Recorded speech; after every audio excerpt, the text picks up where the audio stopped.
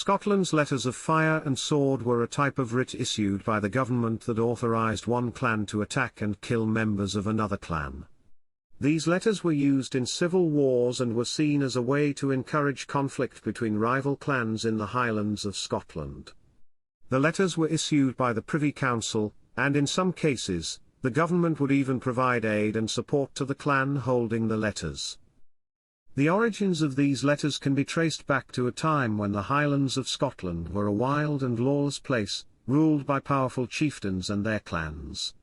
These clans were constantly at war with one another, fighting over land, resources, and power. The government, in an attempt to exert some control over the situation, began issuing these letters to one clan, allowing them to attack and kill members of another clan. The letters were often issued without regard for the relative merits of the two sides, and were sometimes granted to one clan after another had already been decimated.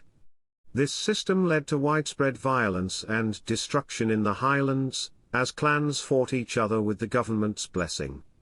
The granting of these letters was often motivated by a belief that it was beneficial to keep the clans in a state of constant conflict, as it made them easier to control.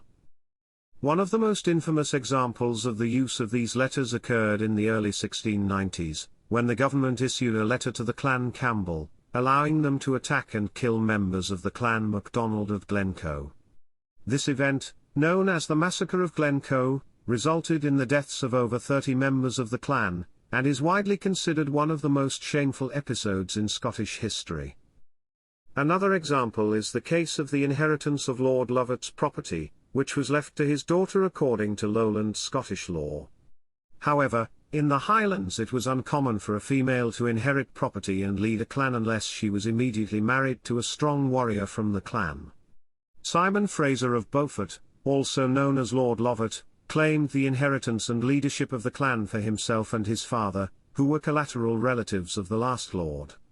The clan was divided, with some supporting Simon, and others supporting the heiress. The powerful House of Athol also supported the heiress.